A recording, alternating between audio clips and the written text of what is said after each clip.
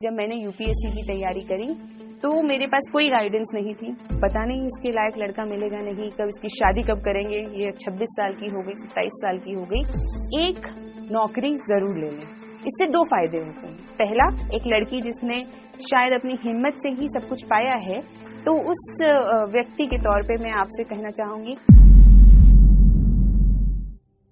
तो जो भी ऐसी लड़कियां हैं जो मुझे आज सुन रही हैं और जिनका करियर अभी बनने की स्टेज पर है या बहुत ही 3-4 साल के समय में उन्हें अपना करियर बनाना है, मैं उनको ये मैसेज देना चाहती हूँ कि सबसे पहले अपने आप को फाइनेंशियली इंडिपेंडेंट करें।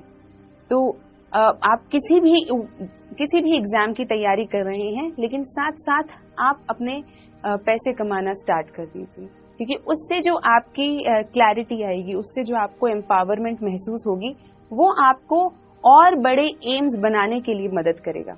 क्योंकि जब हम एक मध्यम वर्गीय परिवार से बिलोंग करते हैं, तो उस वक्त पे हमारे सपने भी कहीं ना कहीं मध्यम ही रह जाते हैं। तो जब हम उन सपनों को, बड़े सपनों तक पहुंचने के लिए हमें ऐसा लगता है कि शायद हम वहां तक नहीं पहुंच पाएंगे, शायद हमारे पास वो रिसोर्सेज ही नहीं है, वो सपोर्ट ही नहीं है, वो गाइडेंस ही नहीं है जो हमें उन सपनों की उड़ान तक ले जाए। जैसे कि मैं अपना बता सकती हूँ कि जब मैंने यूपीएससी की तैयारी करी तो मेरे पास कोई गाइडेंस नहीं थी, खास रिसोर्सेज भी नहीं थे, और सपोर्ट था मेरे पास, मेरे पेरेंट्स का बहुत अच्छा सपोर्ट था।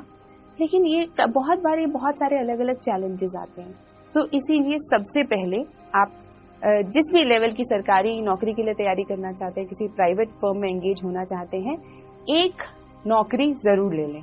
इससे दो फायदे होते हैं। पहला, जब आप फाइनेंशियली इंडिपेंडेंट हो जाते हैं तो आप उस फ्रीडम को महसूस कर सकते हैं कि जब आप अपने पैसे कमाते हैं और खुद से अपनी मर्जी से खर्च कर सकते हैं, तो वो एक अलग तरीके की फ्रीडम आप महसूस करते हैं। और जो वो फ्रीडम है, वो आपको ऊंचे सपने देखने की इजाजत देती है, ऊंचे सपने देखने की हिम्मत देती है। दूसरा, जब आप कमाने लगते हैं तो आपको कीमत महसूस होती है। आपको महसूस होता है कि जो ये मेहनत है, जब मैं इतनी वैल्यू पे इतना कमा सकती हूँ, तो जब मैं अपनी वैल्यू बढ़ा लूंगी, जब मैं अपने आप को और स्किल्ड कर लूंगी, जब मैं अपने आप को और ज्यादा वैल्यूएबल कर लूंगी इस समाज के अंदर, तो शायद मैं और ज्यादा कमा पाऊंगी। तो वो जो आपकी सोच है, वो आपको बड़े सपने देखने के लिए मोटिवेट करती है।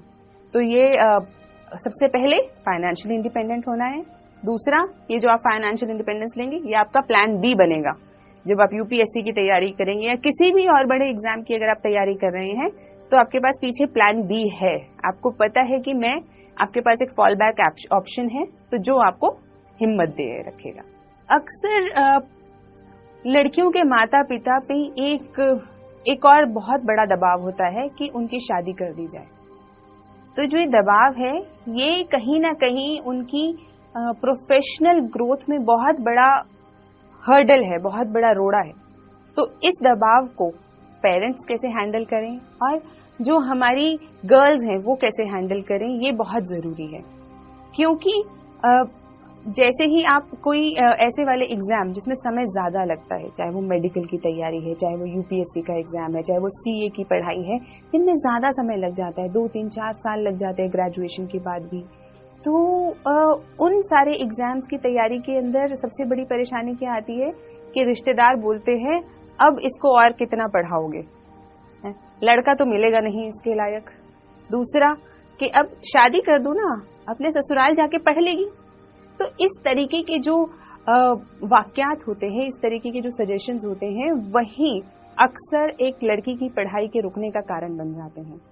तो ऐसा जब लोग पूछते हैं कि हमारे देश में लड़कियों की जो परसेंटेज या प्रोपोर्शन है, वो सिविल सर्विसेज के अंदर और सीए जैसे एग्जाम्स के अंदर कम क्यों है, उसका कारण यही है कि समाज जो है वो ज्यादा पढ़ने वाली लड़कियों को एक तरीके के दबाव में रखता है कि अब पता नहीं इसके लायक लड़का मिलेगा नहीं, कब इसकी शादी कब करेंगे, ये 26 साल की हो गई, 27 साल की हो गई। तो इन सब दबाव से आपको उभरना होगा, क्योंकि जो लायकता है उसका कोई पैमाना नहीं होता कि वो 26 पे आएगी कि 27 पे आएगी। लेकिन सबसे जरूरी क्या है, लायक बनना। तो ऐसे जो पेरेंट्स हैं, मैं उनको बोलूंगी, मेरे पेरेंट्स ने मुझे सपोर्ट किया, और मैं उनसे गुजारिश करूंगी कि वो भी आगे अपनी बेटियों को सपोर्ट करें, क्योंकि उनके सपोर्ट के बिना, समाज का मुझे नहीं पता, लेकिन उनके सपोर्ट के बिना बेटियों को पर नहीं मिलते। समाज तो शायद आपके साथ ना हो, लेकिन आपके परिवार आपके साथ अक्सर होगा, सरकार आपके साथ है, और बहुत सारी स्कीम्स हैं, बहुत सारे रास्ते हैं। और आजकल तो इंटरनेट की दुनिया में सब नॉलेज और सारी चीजें बहुत ही फ्रीली अवेलेबल हैं आप लोगों के लिए।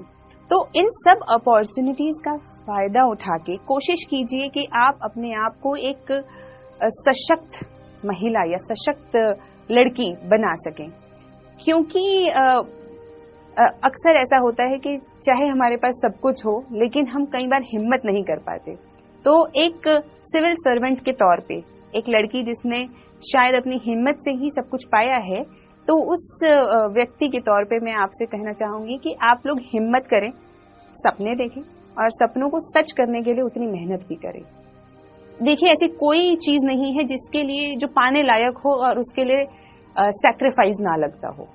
सैक्रिफाइस लगेगा, आपको चैलेंजेस भी आएंगे, रुकावटें भी आएंगी, और बहुत सारे हो सकता है कि निराशा भी हो। आपको ऐसा कई बार लगे कि शायद ये दूसरे कर सकते होंगे, मैं नहीं कर सकती, या दूसरों के पास ये चीज ज्यादा है इसीलिए वो कर पाए और मेरे पास ये नहीं है इसलिए मैं नहीं कर पाऊंगी। तो जब भी आपके मन में ऐसी चीजें आए तो याद रखें, थोड़ी उठा के ना महान लोगों की बायोग्राफीज पढ़ लें, है ना, किसी की भी पढ़ लें, इब्राहिम लिंकन की पढ़ लें, विवेकानंद जी की पढ़ लें, गांधी जी की पढ़ लें। आप खुद महसूस करेंगे कि हमारे चैलेंजेस तो उनके चैलेंजेस के आगे कुछ नहीं थे, और उन्होंने जिन चैलेंजेस को ओवरकम करके महानता को हासिल किया, वो हमारी छोटी मोटी परेशानियों को